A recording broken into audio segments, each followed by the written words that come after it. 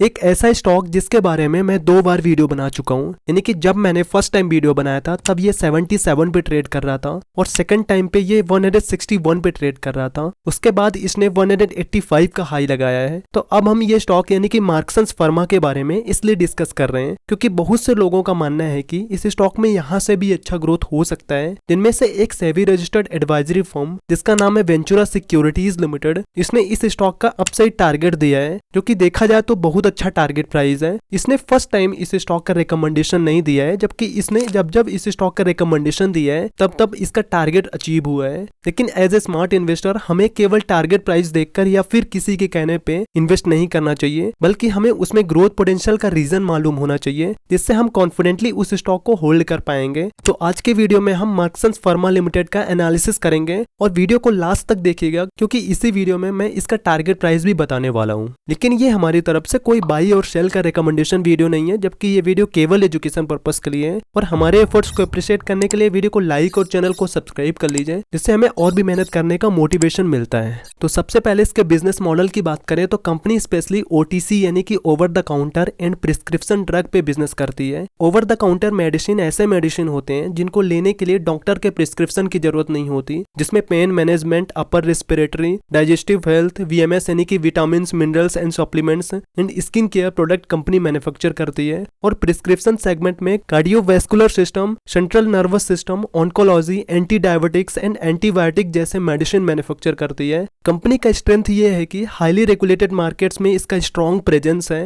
यानी कि नवाधी research private limited के अकॉर्डिंग ग्लोबल फार्मास्यूटिकल्स मार्केट में नॉर्थ अमेरिका एंड यूरोप का शेयर 65% से अधिक है, जहां से कंपनी को मेजर रेवेन्यू आता है। यानी कि यूएसए से 41.6% रेवेन्यू आता है, जिसमें ईयर ऑन ईयर बेसिस पे 15.8% का ग्रोथ हुआ है। यूके एंड यूरोप से 43.9% रेवेन्यू आता है, जिसमें ईयर ऑन ईयर बेसिस पे 26.5% का ग्रोथ हुआ है। ऑस्ट्रेलिया एंड न्यूजीलैंड से 9.6% और रेस्ट ऑफ वर्ल्ड से 4.9% रेवेन्यू आता है। कंपनी के पास 4 मैन्युफैक्चरिंग फैसिलिटीज है, एक यूएसए में, एक यूके में और 2 मैन्युफैक्चरिंग फैसिलिटी इंडिया में, स्पेशली गोवा में है, जो कि गोवा में एग्जिस्टिंग मैन्युफैक्चरिंग फैसिलिटी एशिया में one of the biggest manufacturing facilities है। और एक न्यू मैन्युफैक्चरिंग फैसिलिटी जो कि तेवा फार्मा से एक्वायर किया है, जिसमें कंपनी का प्लान है कंपनी के इंडियन एग्जिस्टिंग कैपेसिटी जो कि 8 बिलियन यूनिट्स पर एनम है, इसको डबल करना है, जिसके लिए कंपनी ने 160.6 करोड़ रुपए कैपेक्स किया है। इसके कुछ प्रोडक्ट्स पाइपलाइन में है। जैसे यूके की बात करें तो कंपनी का प्लान है 34 filings over the next 3 years और इसके अलावा कंपनी ने 16 प्रोडक्ट्स ऑलरेडी फाइल किया हुआ है जिसके अप्रूवल का वेटिंग है। यूएसए में 32 प्रोडक्ट्स पाइपलाइन में है। ऑस्ट्रेलिया एंड न्यूजीलैंड में 10 प्रोडक्ट्स पाइपलाइन में है जो कि एक्सपेक्टेड है कि नेक्स्ट 2 इयर्स में लॉन्च हो सकते हैं। और रेस्ट ऑफ वर्ल्ड में 124 प्रोडक्ट्स अप्रूव्ड हो चुके हैं, 120 प्रोडक्ट्स अप्रूवल के लिए वेटिंग में है और 108 प्रोडक्ट्स पाइपलाइन में है। फार्मास्यूटिकल इंडस्ट्री में रिसर्च एंड डेवलपमेंट बहुत ज्यादा इंपॉर्टेंट होता है, इसलिए कंपनी R&D में अच्छा फोकस कर रही है, जो कि अभी कंपनी अपने टोटल सेल्स का 1.8% R&D में स्पेंड करती है। लेकिन कंपनी फ्यू इयर्स में इसको इंक्रीज करके 4 to 5% करना चाहती है, क्योंकि ये सभी लोकेशन में कंपनी के R&D सेंटर्स हैं। किसी भी कंपनी में ग्रोथ तभी हो सकता है जब उसके इंडस्ट्री में ग्रोथ अच्छा हो रहा हो। तो इसके इंडस्ट्री ओवरव्यू की बात करें तो ग्लोबल फार्मास्यूटिकल मार्केट 7.7% CAGR से ग्रो हो रहा है, यानी कि कंपनी के पास अच्छी अपॉर्चुनिटी है अपने मार्केट शेयर को इंक्रीज करने के लिए। तो हमने देखा कि कंपनी बहुत से प्रोडक्ट्स लॉन्च कर रही है और गोवा की न्यू मैन्युफैक्चरिंग फैसिलिटी में कंपनी ने ऑलरेडी कैपेक्स किया हुआ है। और ये सभी के अलावा कंपनी अपने अदर मैन्युफैक्चरिंग फैसिलिटीज में 2 इयर्स के पीरियड में 250 to 300 करोड़ रुपए कैपेक्स करेगी,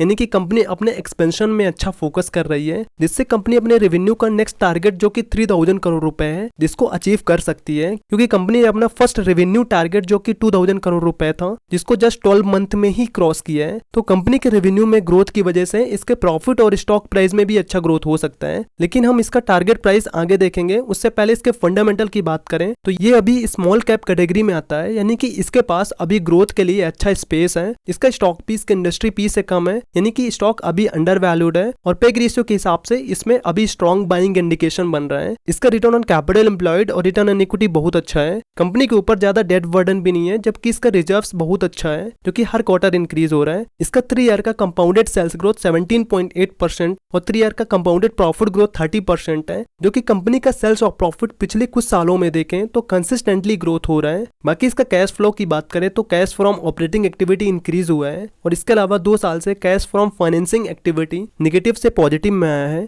इसके शेयर होल्डिंग पैटर्न की बात करें तो प्रमोटर्स की होल्डिंग पिछले कुछ क्वार्टर से सेम ही रहा है, लेकिन एफआईज इंडियाज ने कंटिन्यूअसली अपना होल्डिंग इंक्रीज किया है क्योंकि कंपनी के सेल्स और प्रॉफिट में अच्छा ग्रोथ हो रहा है और इसके फ्यूचर प्लान्स भी अच्छे हैं, जिससे इंस्टीट्यूशनल इन्वेस्टर्स इसमें इंटरेस्टेड हैं। इसीलिए रिसेंटली एमआईटी ने इसके 66 लाख शेयर्स एक्वायर किया है। बाकी इसके टारगेट प्राइस की बात करें तो वेंचुरा सिक्योरिटीज लिमिटेड के अकॉर्डिंग इसका टारगेट प्राइस 301 रुपीज है। ये रिकमेंडेशन कुछ टाइम पहले का है, लेकिन अभी करंट प्राइस के हिसाब से 74.85% का अपसाइड टारगेट है, जिसमें वेंचुरा सिक्योरिटीज का मानना है कि फिस्कल ईयर 23 से 27 तक कंपनी का एक्सपेक्टेड रेवेन्यू ग्रोथ 20.7% CAGR हो सकता है। लेकिन जैसे कंपनी अपने मार्केट शेयर को इंक्रीज करने में फोकस कर रही है, जिससे इसके स्टॉक प्राइस में इससे भी ज्यादा ग्रोथ हो सकता है। लेकिन इस वीडियो को एज ए रिकमेंडेशन बिल्कुल भी मत लीजिएगा, क्योंकि मैंने केवल एजुकेशन पर्पस के लिए वीडियो बनाया है। और अगर आपको वीडियो इन्फॉर्मेटिव लगी हो तो वीडियो को लाइक और चैनल को सब्सक्राइब कर लीजिए, क्योंकि आगे भी अच्छे अच्छे स्टॉक्स की वीडियोस इस चैनल पे आने वाले हैं।